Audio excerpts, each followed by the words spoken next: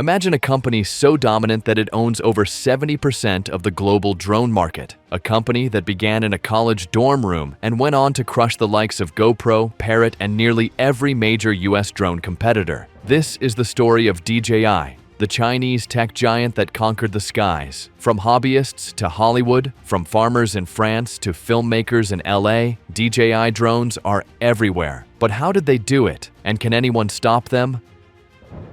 It all began in 2006. Frank Wang, a university student at the Hong Kong University of Science and Technology, was obsessed with flight. With limited funds and a big dream, he started building drone prototypes in his dorm. That project grew into DJI Innovations, now known globally as DJI. With early success in stabilizing flight systems and a sharp focus on user experience, DJI's first commercial breakthrough came with the Flame Wheel and NASA flight control systems. But what truly changed the game was yet to come. DJI built the market. It now dominates. Before DJI, drones were complicated and expensive. They were toys for the rich or tools for the military. DJI changed that. In 2013, they launched the Phantom 1, the first ready-to-fly consumer drone. No soldering, no assembly, just fly. This was revolutionary. Suddenly, aerial videography was in the hands of everyday people, YouTubers, photographers, travelers. DJI didn't just enter the drone market, they created it. GoPro's Karma, a crash that cost millions. GoPro was once a symbol of action-packed innovation. Their cameras were on every helmet, every surfboard, and every mountain bike trail. So when they announced they were entering the drone market in 2016, expectations were sky high. The drone, named Karma, was sleek, foldable, and came with the promise of GoPro's signature video quality. But the excitement didn't last long. Just weeks after launch, Karma drones began literally falling out of the sky. The issue? A design flaw in the battery latch caused mid-air power loss. Instead of cinematic shots, users got broken gear. GoPro was forced to issue a mass recall. At a time when they were struggling with declining camera sales, this blow was devastating. To make matters worse, DJI released the Mavic Pro almost simultaneously. The Mavic was smaller, smarter, and more reliable. It had obstacle avoidance, better flight stability, and superior battery life, all packed into a compact, travel-friendly body. While GoPro tried to fix Karma, DJI was already winning the market. Reviews hammered GoPro for reliability issues. Influencers and professionals jumped ship. Within a year, GoPro officially exited the drone business, writing off over $80 million and laying off hundreds of employees. Karma was more than a failed product. It was a missed opportunity, a rare moment when a beloved brand had a chance to expand its empire, but instead crashed and burned. And in the space GoPro vacated, DJI planted its flag permanently. Parrot and the American fade-out. Parrot, the French tech company, had a strong start with their Bebop and AR drones, but they couldn't keep up. Their software lagged, their flight times were poor, and their marketing failed to inspire. In the US, drone companies like 3DR and Lily Robotics collapsed. 3DR's solo drone was plagued with delays and cost overruns. Lily promised an autonomous flying camera, but never delivered a working product. Investors fled. DJI soared. DJI's innovation machine. DJI isn't just a drone maker, it's an innovation powerhouse. Every year, it releases a new lineup: Phantom, Mavic, Mini, Air, Inspire, each pushing boundaries in size, weight, flight time, and camera quality. Features like obstacle avoidance, active track, return to home, and cinematic flight paths became standard thanks to DJI. While others were catching up to last year's model, DJI was already working on the next. Strategic pricing, premium for less. What made DJI unbeatable wasn't just innovation, it was value. Consider this. The DJI Mini 3 Pro, at under $750, offers 4K video, advanced sensors, and intelligent flight modes. GoPro's Karma launched at $800 and didn't even have obstacle sensors. DJI had control over its manufacturing, software, and design. That meant lower costs, faster rollouts, and higher profit margins. A deadly combination. Manufacturing superpower, the Shenzhen factor. Behind every DJI drone is a powerful manufacturing machine, one that few companies in the West can match. And at the heart of that machine is Shenzhen, the tech capital of China. Shenzhen isn't just a city, it's a high-speed, high-tech ecosystem where innovation, production, and supply chains exist side by side. For DJI, being based here meant instant access to the very best engineers, suppliers, prototyping labs, and hardware manufacturing all within a few kilometers. It's like Silicon Valley, if Silicon Valley also had factories on every corner. While Western drone companies often outsourced production overseas, increasing lead times and reducing flexibility, DJI controlled almost every part of its supply chain. It could design, test, iterate, and mass-produce faster than anyone else. A prototype that might take months to develop elsewhere could be ready for testing in weeks in Shenzhen.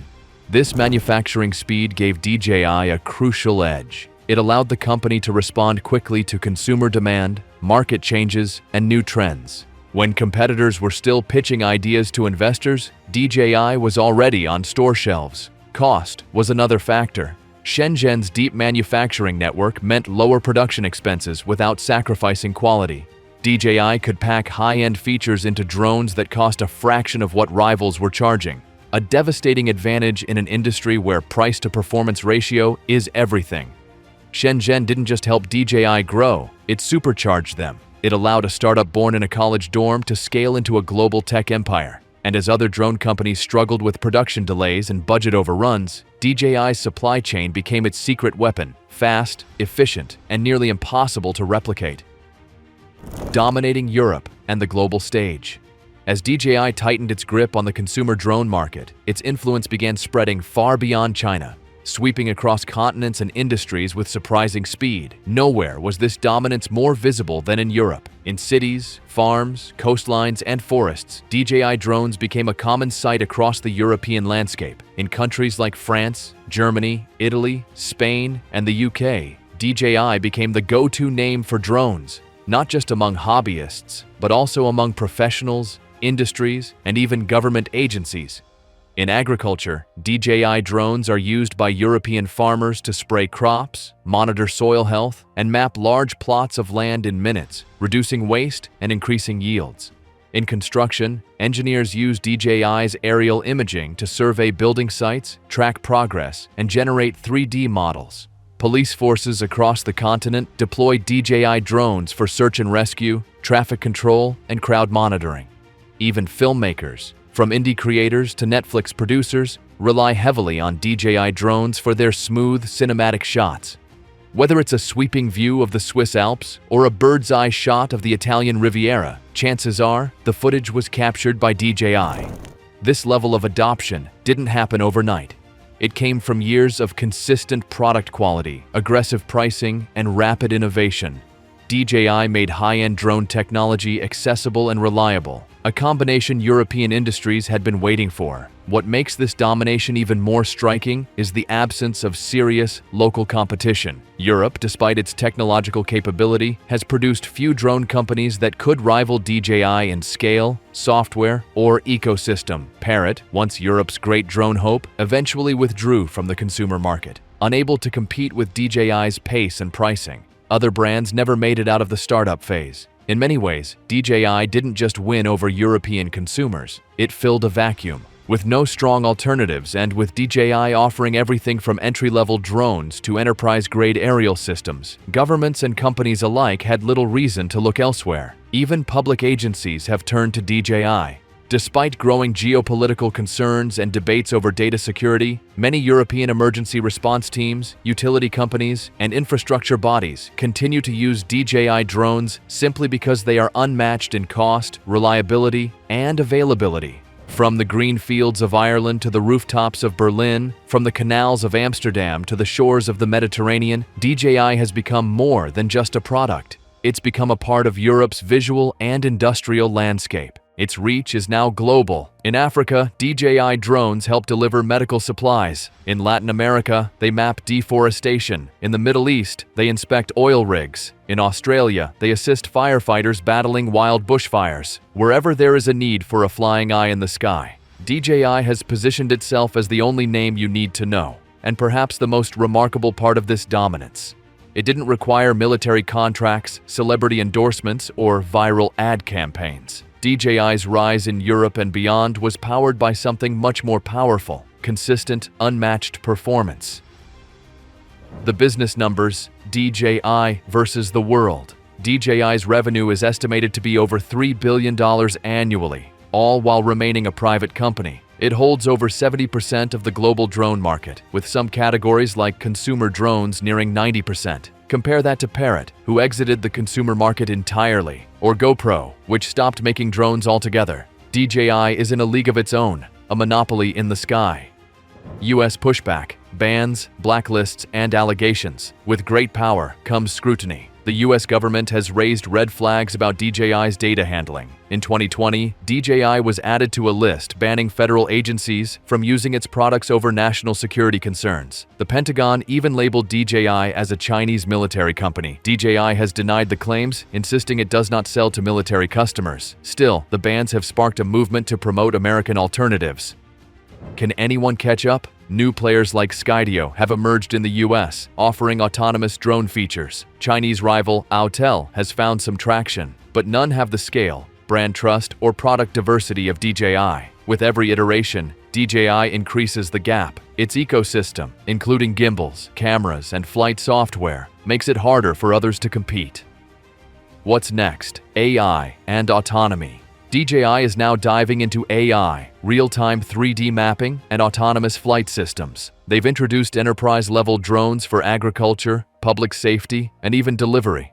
Their drones are getting smarter, identifying objects, tracking moving subjects, and mapping terrain in real time. Conclusion: the king of the skies. DJI didn't just beat the competition, it outthought them, outbuilt them, and outlasted them. It started in a dorm room, and now it rules the skies. But in a world increasingly sensitive to tech power and national security, will DJI remain a symbol of innovation or become a target of global pushback? Let us know in the comments, and don't forget to subscribe for more tech deep dives.